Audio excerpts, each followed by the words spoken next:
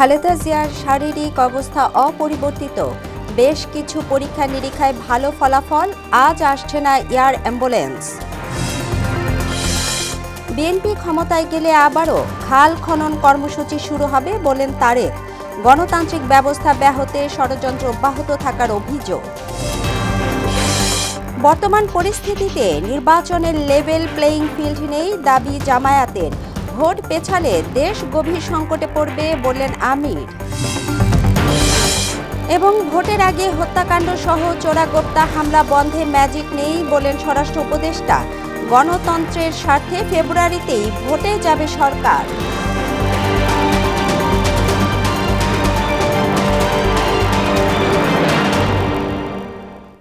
আসসালামু আলাইকুম, মোহনা সংবাদে স্বাগত। শুনছিলেন শিরোনাম, আপনাদের সাথে আছি তাবশিরা লিজা। সাবেক প্রধানমন্ত্রী ও বিএনপি চেয়ারপারসন বেগম খালেদা জিয়ার শারীরিক অবস্থা অপরিবর্তিত রয়েছে। দেশেই তার চিকিৎসা নিশ্চিতের চেষ্টা করছেন চিকিৎসকরা। সিটি স্ক্যান, ইসিজি সহ কয়েক পরীক্ষায় স্বাভাবিক ফলাফল পাওয়া গেছে বলে জানিয়েছে মেডিকেল বোর্ড। বেগম জিয়ার শারীরিক অবস্থা দেখতে সোমবার বিকেল 4টার কিছু আগে এভারকেয়ার হাসপাতালে যান তার পুত্রবধূ ডাক্তার জোবাইদা রহমান। এদিকে বিএনপি চেয়ারপারসনের জন্য আজও হাসপাতালের সামনে ভিড় করেন উৎসুক জনতা। বিএনপি চেয়ারপারসন বেগম খালেদা জিয়াকে যুক্তরাজ্যে নিতে এয়ার অ্যাম্বুলেন্সের আসা না আসা নিয়ে তৈরি হয়েছে অস্পষ্টতা। মঙ্গলবার সকাল 8টায় হযরত শাহজালাল আন্তর্জাতিক বিমানবন্দরে অবতরণের অনুমতি চেয়ে আগেই আবেদন করে জার্মান এভিয়েশন। তাদের আবেদনের প্রেক্ষিতে স্থানীয় সমন্বয়কারী সংস্থার মাধ্যমে বেবিচক থেকে স্লট অনুমোদন দেওয়া হয়। যদিও সোমবার জার্মান এভিয়েশনের পক্ষ থেকে সেই স্লট বাতিলের আবেদন করার গুঞ্জন শোনা যায়। তবে এ বিষয়ে কোনো তথ্য না পাওয়ার কথা জানায় বেসামরিক বিমান চলাচল কর্তৃপক্ষ বেবিচক। বিএনপি ক্ষমতায় গেলে জিয়াউর রহমানের সময়ে নেয়া খাল খনন প্রকল্প আবারও চালু করা হবে বলে জানিয়েছে দলটির ভারপ্রাপ্ত চেয়ারম্যান তারেক রহমান। সোমবার বিকেলে কৃষিবিদ ইনস্টিটিউটে এক অনুষ্ঠানে ভার্চুয়ালি যুক্ত হয়ে তিনি বলেন, বিএনপির হাতে শাসনভার থাকলে দেশের উন্নয়ন হয়। দেশে গণতান্ত্রিক ব্যবস্থা ব্যাহতের ষড়যন্ত্র চলছে বলেও অভিযোগ করেন তারেক রহমান। আরও জানাচ্ছেন তানজিদ ভুইয়া। মধ্যাহ্নভোজ সেরেছেন। রাজধানীর খামারবাড়ির কৃষিবিদ ইনস্টিটিউট মিলনায়তনে বিএনপির দেশ গড়ার পরিকল্পনা শীর্ষক 7 দিন ব্যাপী সেমিনারের দ্বিতীয় দিনেও যুক্তরাজ্য থেকে ভার্চুয়ালি যুক্ত হন বিএনপির ভারপ্রাপ্ত চেয়ারম্যান তারেক রহমান। সেমিনারে সভাপতিত্ব করেন দলটির সিনিয়র যুগ্ম মহাসচিব রুহুল কবির রিজভী। তিনি বলেন, জনগণের সমর্থন নিয়ে বিএনপি ক্ষমতায় গেলে কৃষি, চিকিৎসা, শিক্ষা ও ক্রীড়াঙ্গনকে প্রাধান্য দেওয়া হবে। জাতি গঠনেও স্পোর্টস একটা সবচেয়ে গুরুত্বপূর্ণ একটা উপাদান। আওয়ামী লীগ যে কতখানি দেশ বিরোধী ছিল, হাসিনা এসে ক্রমান্বয়ে ভারতকে সুবিধা দেওয়ার জন্য, ভারতের জুট ইন্ডাস্ট্রিকে সেটাকে সচল রাখার জন্য বিএমআরই করার সুযোগ না দিয়ে আস্তে আস্তে আস্তে আস্তে জুটটাকে ধ্বংসের পথে নিয়ে এসছে। অনুষ্ঠানে ভার্চুয়ালি যুক্ত হয়ে বিএনপির ভারপ্রাপ্ত চেয়ারম্যান তারেক রহমান বলেন, বিএনপির হাতে শাসনভারের দায়িত্ব থাকলে দেশের উন্নয়ন হয়। ভবিষ্যতে ক্ষমতায় গেলে খাল খনন কাজ পুনরায় শুরু করা হবে। আমরা সিদ্ধান্ত নিয়েছি, আগামী নির্বাচনে বাংলাদেশের মানুষ বিএনপিকে আবার দেশ পরিচালনায়, ইনশাআল্লাহ দেশ পরিচালনার সুযোগ দিলে আমরা এই খাল খননটি কাজ আবার শুরু করব। বিগত 16 বছর বাংলাদেশের ইউ নেম এনি সেক্টর, প্রত্যেকটা জিনিসকে ভেঙে চুরে গুড়িয়ে দেওয়া হয়েছে। প্রত্যেকটা জিনিসকে নিজের রাজনৈতিক স্বার্থে তারা ব্যবহার করেছিল ক্ষমতাকে ধরে রাখার জন্য। জবাবদিহি ছিল না বলেই ফ্যাসিস্টদের পালাতে হয়েছে এমন মন্তব্য করে জনকল্যাণে কাজ করে যাওয়ার প্রত্যয় জানান তিনি। একমাত্র গণতন্ত্র সমাজে, দেশে এবং রাষ্ট্রে জবাবদিহিতা নিশ্চিত করতে পারে। এই দেশ গড়ার পরিকল্পনা সফল করতে হলে, দেশ গড়ার পরিকল্পনার কাজ বাস্তবায়ন করতে হলে, পরিকল্পনা থেকে বাস্তবায়ন করতে হলে, কাজ শুরু করতে হলে জনগণের পার্টিসিপেশন ছাড়া আমরা পারবো না।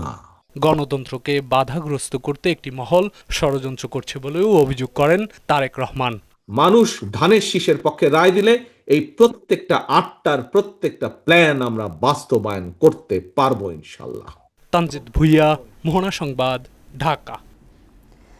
আগামী দিনে বিএনপিকে বিজয়ী করতে সবাইকে ঐক্যবদ্ধ থাকার আহ্বান জানিয়েছেন দলটির স্থায়ী কমিটির সদস্য আমির খসরু মাহমুদ চৌধুরী। সোমবার বাংলাদেশ এলডিপি চেয়ারম্যান শাহাদত হোসেন সেলিমের বিএনপিতে যোগদান অনুষ্ঠানে এমন আহ্বান জানান তিনি। নিজের গড়া দল বিলুপ্ত করে বিএনপিতে যোগদান করেন শাহাদত হোসেন সেলিম। এ সময় আমির খসরু মাহমুদ চৌধুরী বলেন, বাংলাদেশ এলডিপি যুগপৎ আন্দোলনে সবসময় বিএনপির সঙ্গেই ছিল। সকলের মন জয় করে আগামী দিনে দেশনেত্রী বেগম খালেদা জিয়া তার নেতৃত্বে এবং তারেক রহমানের নেতৃত্বে এক এবং ঐক্যবদ্ধ থাকবেন। যারা সেই গণতন্ত্রের বিশ্বাসী দল, যারা ত্যাগ স্বীকার করেছে, বিএনপির পাশে থেকেছে, আজকে সেই দলটি বিএনপির সাথে যাদের দল বিলুপ্ত করে একাকার হয়ে গেছে, জড়িত হয়েছে। বাংলাদেশকে রক্ষার সংগ্রাম, এটা গণতন্ত্রকে রক্ষার সংগ্রাম, এটা বাংলাদেশের মানুষের মালিকানা ফিরিয়ে দেওয়ার সংগ্রাম। এই সংগ্রামে আমাদেরকে জয়ী হতে হবে। বিদ্যমান আইন শৃঙ্খলা পরিস্থিতিতে নির্বাচনের লেভেল প্লেয়িং ফিল্ড নেই উল্লেখ করে এ বিষয়ে ইসিকে যথাযথ পদক্ষেপ নেওয়ার আহ্বান জানিয়েছেন জামায়াতের সেক্রেটারি জেনারেল মিয়া গোলাম পরোয়ার। সোমবার দুপুরে নির্বাচন ভবনে সিইসির সঙ্গে সাক্ষাৎ শেষে তিনি বলেন, নির্বাচনের দায়িত্বে থাকা কর্মকর্তাদের নিরপেক্ষতা নিশ্চিত করতে হবে। সাম্প্রতিক সময়ে রাজনৈতিক নেতাদের উপর হামলার ঘটনায় উদ্বেগ জানান জামায়াতের এই নেতা। রিপোর্ট করছেন এমআর আসাদ। গণভোট ও জাতীয় নির্বাচনের তফসিল ঘোষণার প্রস্তুতির বিষয়ে প্রধান নির্বাচন কমিশনার এএমএম নাসির উদ্দিনের সঙ্গে সাক্ষাৎ করে জামায়াত ইসলামীর 6 সদস্যের একটি প্রতিনিধি দল। সাক্ষাৎ শেষে সাংবাদিকদের সঙ্গে কথা বলেন দলের সেক্রেটারি জেনারেল মিয়া গোলাম পরোয়ার। জানান, কর্মকর্তাদের নিরপেক্ষতা তদারকি করতে ইসির কাছে দাবি জানানো হয়েছে। তারা নির্বাচনী কর্মকর্তা নিয়োগের ক্ষেত্রে নিরপেক্ষতা এবং কোনো দলের প্রতি পক্ষপাতিত্বের অভিযোগ আছে, এই ধরনের কোনো কর্মকর্তা যে নিয়োগ দেবেন না, সে ব্যাপারে তাদের মেকানিজম সম্পর্কে আমাদেরকে অবহিত করেছেন। রাজনৈতিক নেতাদের ওপর হামলার ঘটনা লেভেল প্লেয়িং ফিল্ড নিশ্চিতে বড় বাধা বলেও উল্লেখ করেন মিয়া গোলাম পরোয়ার। আইন শৃঙ্খলার যে মাঝে মাঝে গুরুতর অবনতি আমরা দেখছি, একটা দলের সবার উপরে অন্য দলের হামলা, ইভেন নারীরাও তাদের ভোটের কাজে, ভোটার সমাবেশে, গণসংযোগে গিয়ে তারাও নির্যাতিত, নিপীড়িত হচ্ছে, হামলার শিকার হচ্ছে। তফসিল ঘোষণার পর নির্বাচন কতটা সুষ্ঠু হবে, কি কি আশঙ্কা আছে, কিভাবে ওনারা চ্যালেঞ্জ ফেস করবেন। তফসিল ঘোষণা নিয়ে যেন কোনো অনিশ্চয়তা তৈরি না হয় সে বিষয়ে ইসিকে সতর্ক করেন তিনি। তাদের কমিটমেন্ট অনুযায়ী নির্বাচনের তফসিলটা ঘোষণা হয়তো হয়ে যাবে, সে সময়টা যেন পার হয়ে যাচ্ছে। এমআর আসাদ, মোহনা সংবাদ, ঢাকা। জামায়াতে ইসলামী ধর্মকে ব্যবহার করে রাজনীতি করে না বলে জানিয়েছেন দলটির আমির ডাক্তার শফিকুর রহমান। সোমবার ইউরোপীয় ইউনিয়নের ঢাকাস্থ দূতাবাসে 8 দেশের দূতদের সঙ্গে সৌজন্য সাক্ষাৎ শেষে তিনি বলেন, ভোটের সময় এলে যারা তসবিহ নিয়ে ঘুরে তারাই ধর্মের নামে ব্যবসা করে। নির্বাচন পেছালে দেশ গভীর সংকটে পড়বে বলেও আশঙ্কা প্রকাশ করেন জামায়াতে ইসলামের আমির। তিনি বলেন, ক্ষমতায় গেলে ইনক্লুসিভ বাংলাদেশ গড়বে জামায়াত। আমরা ধর্মকে কখনো ব্যবহার করি নাই, করব না। আমরা ধর্ম নিয়েই কাজ করি, আমরা ধর্মকে ব্যবহার করি না। ধর্ম ব্যবহার করলে কে করে সেটা আপনারা ভালো বুঝেন। ইলেকশনের সময় নতুন করে যারা বেশি বেশি নামাজ শুরু করেন, টুপি পরেন, তসবিহ হাতে নিয়ে ঘুরান, ধর্মকে তারাই বোধহয় সম্ভবত ব্যবহার করেন। আমরা কিন্তু সারা বছর তসবিহ হাতে নিয়ে ঘুরাই না, তসবিহ বুকে নিয়ে ঘুরাই আমরা। এবং আমরা আমাদের কাজগুলো আমাদের বিলিফের আওতায় করতে চাই। এখন যে যেভাবে বুঝেন এটা তাদের ব্যাপার। অবাধ, সুষ্ঠু ও অংশগ্রহণমূলক নির্বাচন আয়োজনে সরকার সার্বিক প্রস্তুতি শেষ করেছে বলে জানিয়েছেন স্বরাষ্ট্র উপদেষ্টা জাহাঙ্গীর আলম চৌধুরী। তবে ভোটের আগে হত্যাকাণ্ড আর চোরাগোপ্তা হামলা বন্ধে তার কাছে ম্যাজিক নেই বলেও জানান উপদেষ্টা। আর নির্বাচন দেওয়ার বিষয়ে অন্তর্বর্তী সরকারের বাধ্যবাধকতা নেই উল্লেখ করে শ্রম উপদেষ্টা এম সাখাওয়াত হোসেন বলেন, গণতন্ত্রের স্বার্থে ফেব্রুয়ারিতেই ভোট হবে। সোমবার সচিবালয়ে আলাদা অনুষ্ঠানে তারা এসব কথা বলেন। আরও জানাচ্ছেন শামীমুজ্জামান চৌধুরী। বর্তমানে আইনশৃঙ্খলা পরিস্থিতি এবং সাম্প্রতিক ঘটনা প্রবাহ নিয়ে সচিবালয়ে আইনশৃঙ্খলা সংক্রান্ত উপদেষ্টা কমিটির বৈঠক করেন স্বরাষ্ট্র উপদেষ্টা জাহাঙ্গীর আলম চৌধুরী। বৈঠক শেষে সাংবাদিকদের প্রশ্নের জবাবে তিনি বলেন, রংপুরে সস্ত্রীক মুক্তিযোদ্ধা হত্যাকাণ্ডে জড়িতদের আইনের আওতায় আনা হবে। এই ধরনের ঘটনা তো ঘটছে, আমি তো অস্বীকার করি না। সব বন্ধ হয়ে যাবে তাও আমি বলতে পারি না। যদি আমার কাছে কোনো ম্যাজিক থাকতো বা ওই সুইচ লাইট অন অফের মতো থাকতো তো আমি করে দিতাম যে লাইট অফ, এখন আর কোনো কিলিং থিলিং কোনো কিছু হবে না। আমার কাছে এরকম কোনো ম্যাজিক নেই। অবাধ সুষ্ঠু নির্বাচন আয়োজনে প্রশিক্ষণ সহ সার্বিক প্রস্তুতি শেষ হয়েছে বলেও জানান স্বরাষ্ট্র উপদেষ্টা। ক্রেডিবল একটা নির্বাচন, উৎসব মুখর একটা নির্বাচন, এটার জন্য যত ধরনের প্রস্তুতি দরকার সবকিছুই নিচ্ছে। এদিকে সচিবালয়ে এক সংবাদ সম্মেলনে শ্রম ও কর্মসংস্থান এবং নৌ উপদেষ্টা এম সাখাওয়াত হোসেন বলেন, অন্তর্বর্তী সরকারের জন্য বাধ্যবাধকতা না থাকলেও গণতন্ত্রের স্বার্থেই ফেব্রুয়ারিতে নির্বাচনের আয়োজন করা হবে। আমি বলছি আমাদের তো ম্যান্ডেট দেয়নি যে 1 বছরের মাথায় নির্বাচন করতে হবে, 2 বছরের মাথায় নির্বাচন করতে হবে।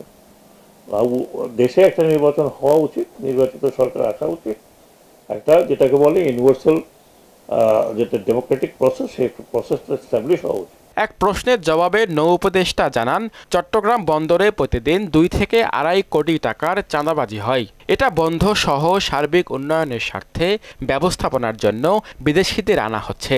আনুমানিক 2 থেকে 2.5 কোটি টাকা প্রত্যেকটা দিন। আপনি বন্দরে যে জিজ্ঞেস করেন তারা তো আরো বেশি বলবে। শামীমুজ্জামান চৌধুরী, মোহনা সংবাদ, ঢাকা।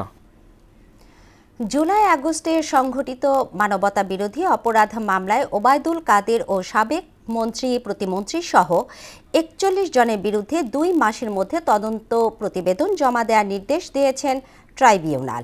এদিকে নিঃশর্ত ক্ষমা চাওয়ায় আদালত অবমাননার অভিযোগ থেকে বিএনপি নেতা অ্যাডভোকেট ফজলুর রহমানকে অব্যাহতি দিয়েছেন আদালত। মেজবা রহমানের report.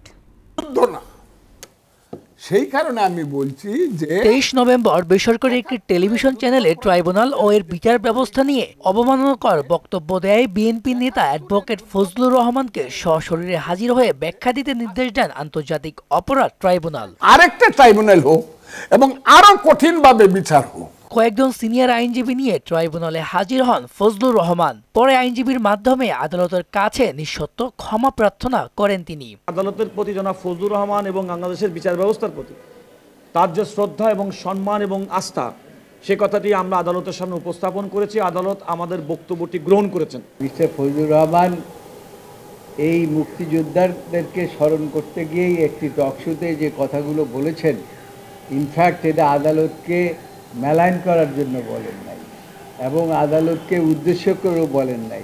Chief prosecutor Tajul Islam জানান, আদালত নিয়ে কথা বলার ক্ষেত্রে সকলকে সতর্ক থাকা প্রয়োজন। ভবিষ্যতে আদালতের ব্যাপারে বা এই ট্রাইব্যুনালের ব্যাপারে কোনো কমেন্ট করার জন্য ব্যাপারে যে কেউ যেন সাবধান থাকেন এবং যে কেউ যাতে এই ধরনের কথাবার্তা না বলেন, এটা সবার জন্য একটা বার্তা। এদিকে জুলাই হত্যাযজ্ঞে মানবতা বিরোধী অপরাধ মামলায় ওবায়দুল কাদের ও সাবেক মন্ত্রী প্রতিমন্ত্রী সহ 41 জনের বিরুদ্ধে 9 ফেব্রুয়ারির মধ্যে তদন্ত প্রতিবেদন জমা দিতে প্রসিকিউশনকে নির্দেশ দিয়েছেন ট্রাইব্যুনাল। ওবায়দুল কাদের সহ বেশ কয়েকজনের বিরুদ্ধে খুব সহসাই তদন্ত রিপোর্ট আমাদের হাতে আসবে বলে আমরা আশা করছি। তদন্ত সংস্থা তেমনটি জানিয়েছেন আমাদেরকে। এভাবে ক্রমান্বয়ে বাকি সবার বিরুদ্ধেই তদন্ত রিপোর্ট এসে যাবে এবং আনুষ্ঠানিক বিচারের যাত্রাটা তাদের ব্যাপারেও চলতে থাকবে। এছাড়া কুষ্টিয়ায় 6 জনকে হত্যা মামলায় মাহবুব উল আলম হানিফ সহ 4 জনের বিরুদ্ধে ক্যামেরা ট্রায়ালে প্রথম দিনে সাক্ষ্য গ্রহণ শেষ করেছে ট্রাইব্যুনাল 2। মেজবা রহমান, মোহনা সংবাদ, ঢাকা। রাজধানীর বাজারে বেড়েছে ভোজ্য তেলের দাম। লিটারে 6 টাকা বেড়ে বোতলজাত প্রতি লিটার 195 টাকায় বিক্রি হচ্ছে। দফায় দফায় সয়াবিন তেলের দাম নিয়ে ক্ষুব্ধ ভোক্তারা। এদিকে পেঁয়াজ আমদানির প্রভাবে কেজিতে দাম কমেছে 40 টাকা পর্যন্ত। এই পরিস্থিতির জন্য অব্যবস্থাপনাকে দায়ী করলেন অর্থনীতিবিদরা। উষা ফেরদৌসের প্রতিবেদন। আমদানিকারক ও বাজারজাতকারীদের চাপে শেষ পর্যন্ত ভোজ্য তেলের দাম বাড়ানোর অনুমোদন দিয়েছে সরকার। এ দফায় প্রতি লিটার বোতলজাত সয়াবিন তেলের দাম 6 এবং খোলা সয়াবিনের দাম 7 টাকা বাড়ানোর অনুমতি দেওয়া হয়েছে। সবচেয়ে বেশি বাড়ানো হয়েছে পাম অয়েলের দাম। এ ধরনের তেলের দাম বাড়ল লিটারে 16 টাকা। উচ্চ মূল্যস্ফীতির মধ্যে এভাবে দাম বাড়ানোয় বাড়তি চাপ পড়বে বলে মনে করেন ভোক্তারা। তেলের দামটা এভাবে বাড়ানোটা আসলে ঠিক হচ্ছে না। এটা আমাদের যারা শ্রমজীবী কর্মজীবী লোক আছে তাদের বেতন তো আর বাড়তেছে না। আমরা দেখি যে বলে সবার কাছে আশ্বাস দিতেছে সিন্ডিকেট ভেঙে ফেলবে, জিনিসপত্র দাম কমে যাবে। ইতালি কয়েকদিনের জন্য কমে, কয়েকদিন পরে আবার বেড়ে যায়। সম্পূর্ণ দায় মন্ত্রীর অবহেলা, সে দায়িত্বের জায়গা ঠিক মতো নাই। আমদানিকারকরা সরকারের চেয়েও শক্তিশালী হয়ে উঠেছেন বলে মনে করছেন খুচরা ব্যবসায়ীরা। সিন্ডিকেটটা হলো সরকারের সাথে আর কোম্পানির সাথে। সরকার যদি না জানে তেল কিভাবে দাম বাড়ে, সরকারের সাথে তো না বাড়তে পারে না। নতুন মালটা আসলো কই থেকে, এগুলো তো ওনারা চেক করে না। এদিকে আমদানি অনুমতির একদিন পরেই কেজিতে 20 থেকে 40 টাকা কমেছে পেঁয়াজের দাম। এতে কিছুটা স্বস্তি ফিরছে বাজারে। ব্যবসায়ীরা বলছেন আমদানি অব্যাহত থাকলে এবং মুড়িকাটা পেঁয়াজের সরবরাহ বাড়লে দাম আরো কমবে। একটা সিন্ডিকেট করে পেঁয়াজটা আটকায় রাখছিল, যখন সরকার আমদানির অনুমতি দিছে তখন তারা এখন পেঁয়াজ সব ছাড়া শুরু করছে। এটা তো স্পষ্ট বোঝাই যাচ্ছে যে এটা সম্পূর্ণ সিন্ডিকেট। শোনা মাত্রই দাম কিভাবে কমে? জেনারেলি তো এখন আমদানি হয় না, কিন্তু দামটা তো কমে গেল। বাজার স্থিতিশীল করতে মন্ত্রণালয়ের আরো শক্ত অবস্থান নেওয়া প্রয়োজন। অনিয়মের ক্ষেত্রে জেল জরিমানার মাধ্যমে পরিস্থিতি নিয়ন্ত্রণ করা সম্ভব বলে জানান অর্থনীতিবিদ শাহাদাত সিদ্দিকী। মধ্যস্থতাকারী জানে যে রাষ্ট্রের কাছে এই ইনফরমেশন নেই, তখন সে যে দামে কিনে প্রকৃতপক্ষে ডাবল প্রফিটে কিন্তু ইন্টারমিডিয়ারির কাছে যায়, শুধু একটু ব্যবস্থাপনার মাধ্যমেই বেশি প্রফিট করে ফেলে, তখন কিন্তু সেটা একটু দ্বান্দ্বিক হয়ে যায় বিষয়টা। বাংলাদেশে ঘটছে এটাই, এবং এর মূলত কারণ হচ্ছে রাষ্ট্রের তদারকি এবং ম্যানেজমেন্টের অভাব। মূল্যস্ফীতির দায় সরকার কোনোভাবেই এড়াতে পারে না বলে মনে করেন এই অর্থনীতিবিদ। আমাদের কৃষকরা উৎপাদন করেও উৎপাদিত পণ্যের ন্যায্য মূল্য পাচ্ছে। উষা ফেরদৌস, মোহনা সংবাদ, ঢাকা। বিশ্ববাজারে বাংলাদেশি প্রকৌশলীদের অবস্থান শক্ত করতে আন্তর্জাতিক স্বীকৃতি অপরিহার্য বলে মনে করেন শিল্প উপদেষ্টা আদিলুর রহমান। সোমবার রাজধানীর এক হোটেলে 2 দিন ব্যাপী চতুর্থ আন্তর্জাতিক সিম্পোজিয়াম উদ্বোধনী অনুষ্ঠানে এমন মন্তব্য করেন তিনি। Board of accreditation for engineering and technical education, বায়োটা এবং আইইবির যৌথ আয়োজনে এতে অংশ নেন দেশি বিদেশি প্রকৌশল বিশেষজ্ঞরা। সিম্পোজিয়ামে ওয়াশিংটন অ্যাকর্ডের চেয়ারম্যান প্রফেসর কাই সাং লক এবং যুক্তরাষ্ট্রের ABET এর প্রতিনিধিরা উপস্থিত ছিলেন। রাজধানীর উত্তরায় বিএনপি চেয়ারপারসন বেগম খালেদা জিয়ার রোগ মুক্তি এবং দীর্ঘায়ু কামনায় আয়োজিত দোয়া মাহফিলে অংশ নিয়েছেন হাজারো মানুষ। বিকেলে উত্তরা 13 নম্বর সেক্টরে এই দোয়া মাহফিলের আয়োজন করে ঢাকা 18 আসনের জনগণ। খালেদা জিয়ার সুস্থতা কামনা করে দোয়া ও মোনাজাতে অংশ নেন ঢাকা মহানগর উত্তর বিএনপির সদস্য সচিব মোস্তফা জামান, সিনিয়র যুগ্ম আহ্বায়ক মুস্তাফিজুর রহমান সেগুন, যুগ্ম আহ্বায়ক এম কফিল উদ্দিন, আফাজ উদ্দিন সহ স্থানীয় নেতাকর্মীরা। দেশের স্বার্থে, দেশের স্বার্থে আমার নেত্রী বেগম খালেদা জিয়াকে আরো কিছুদিন আল্লাহ রাব্বুল যদি বেঁচে রাখে, এই দেশের কল্যাণ হবে, দেশের মানুষের উপকার হবে। এই নেত্রী দেশের মানুষের জন্য অসংখ্য ভালো কাজ করেছে। আমরা আজকে প্রাণ খুলে এই আকাশের মালিক, এই দুনিয়ার মালিক, এই বাতাসের মালিক আল্লাহ রাব্বুল আলামিনের কাছে মন থেকে দোয়া করব, আল্লাহ রাব্বুল আলামিন যেন ওনাকে সুস্থ করে বাংলাদেশের জনগণের মাঝে ফিরিয়ে দেয়। এদিকে বেগম খালেদা জিয়ার সুস্থতা কামনায় ঢাকা 14 আসনের 8 ও 93 নম্বর ওয়ার্ড বিএনপির আয়োজনে দোয়া ও মিলাদ মাহফিল অনুষ্ঠিত হয়েছে। বিকেলে শাহ আলী থানাধীন চিলড্রেন পার্ক মাঠে আয়োজিত অনুষ্ঠানে প্রধান অতিথি ছিলেন দারুস সালাম থানা বিএনপির আহ্বায়ক SA সিদ্দিক সাজু। এছাড়া মাহফিলে বিএনপির বিভিন্ন ইউনিট নেতাসহ স্থানীয়রা উপস্থিত ছিলেন। বেগম জিয়া সুস্থ হয়ে দ্রুত ফিরে আসবেন এমন প্রত্যাশা জানান তারা। এছাড়া জুলাই শহীদদের আত্মার মাগফিরাত কামনা করে দোয়া ও আহতের সুস্থতায় প্রার্থনা করা হয়। এই মিরপুরবাসী পবিত্র শাহ আলী এই ভূমিতে এসে আপনাদের কাছে সে একই উদ্দেশ্যে উপস্থিত হয়েছি, যেন গণতন্ত্রের প্রতীক সবার শ্রদ্ধার পাত্র বাংলাদেশের ঐক্যের প্রতীক দেশনেত্রী সাবেক প্রধানমন্ত্রী বেগম খালেদা জিয়া সুস্থ হয়ে অচিরেই যাতে তার নিজ বাসভবনে ফেরত যেতে পারেন। দিনাজপুরে দিন দিন বাড়ছে শীতের প্রকোপ। ডিসেম্বরের শুরুতেই টানা কয়েকদিন তাপমাত্রা 11 থেকে 14 ডিগ্রি সেলসিয়াসে ওঠানামা করছে। ঘন কুয়াশায় সড়কে যানবাহন চলছে হেডলাইট জ্বালিয়ে। আবহাওয়া অফিস জানিয়েছে শীতের তীব্রতা আরও বাড়বে। সুবল রায়ের প্রতিবেদন, জানাচ্ছেন সিফাত রহমান জেসি। হিমালয়ের কাছাকাছি অবস্থিত দিনাজপুর জেলায় বাড়ছে শীতের তীব্রতা। প্রতিদিন সন্ধ্যার পর থেকে হালকা কুয়াশার সঙ্গে কনকনে শীত অনুভূত হয়। রাতভর হালকা থেকে ঘন কুয়াশায় ঢেকে থাকে পুরো এলাকা। শীতের প্রকোপ বৃদ্ধি পাওয়ায় মানুষের দুর্ভোগ বাড়ছে। দোকানপাট খুলছে অনেক দেরিতে। ছন্দপতন ঘটেছে খেটে খাওয়া ও ছিন্নমূল মানুষের।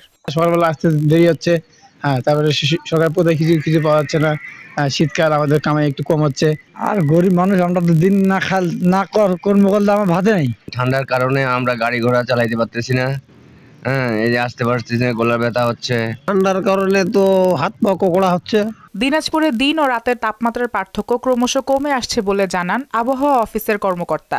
বর্তমানে উত্তরের যে হিমেল বায়ুপ্রবাহ সেটি এই অঞ্চলে সক্রিয় রয়েছে, যার ফলে মৃদু শীতের যে অনুভূতি সেটি বিরাজমান রয়েছে। পাশাপাশি দিন ও রাতের তাপমাত্রা ক্রমান্বয়ে এই অঞ্চলে হ্রাস পাচ্ছে। শীত প্রকৃতিতে মুগ্ধতা ছড়ানোর পাশাপাশি এর কঠিন বাস্তবতা স্পর্শ করে ছিন্নমূল ও দরিদ্র মানুষের জীবনকে। সিফাত রহমান জেসি, মোহনা সংবাদ। খেলার খবর, ক্রিকেট। সংযুক্ত আরব আমিরাতে আগামী 12 ডিসেম্বর থেকে মাঠে গড়াতে যাচ্ছে অনূর্ধ্ব-19 এশিয়া কাপ।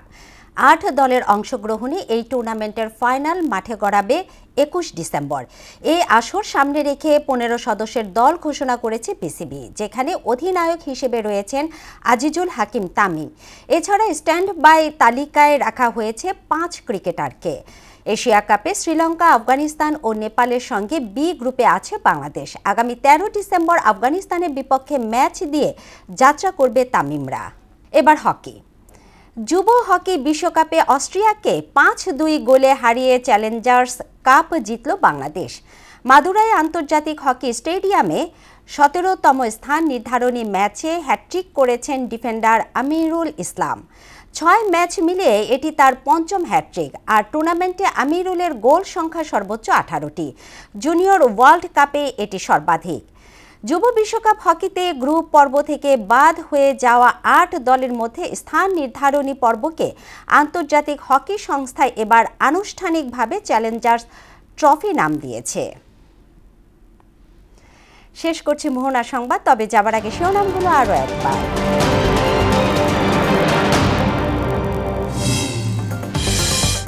খালেদা জিয়ার শারীরিক অবস্থা অপরিবর্তিত। বেশ কিছু পরীক্ষা নিরীক্ষায় ভালো ফলাফল। আজ আসছে না এয়ার অ্যাম্বুলেন্স। বিএনপি ক্ষমতায় গেলে আবারও খাল খনন কর্মসূচি শুরু হবে বলেন তারেক। গণতান্ত্রিক ব্যবস্থা ব্যাহতে ষড়যন্ত্র অব্যাহত থাকার অভিযোগ। বর্তমান পরিস্থিতিতে নির্বাচনের লেভেল প্লেইং ফিল্ড নেই দাবি জামায়াতের।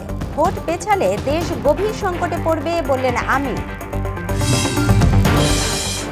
এবং ভোটের আগে হত্যাকাণ্ড সহ চোরাগোপ্তা হামলা বন্ধে ম্যাজিক নেই বলেন স্বরাষ্ট্র উপদেষ্টা। গণতন্ত্রের স্বার্থে ফেব্রুয়ারিতেই ভোটে যাবে সরকার।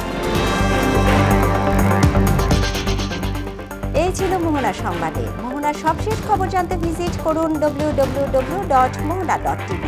সংবাদ দেখতে পারেন ফেসবুক, ইউটিউবে। এতক্ষণ সঙ্গে থাকার জন্য ধন্যবাদ সবাইকে।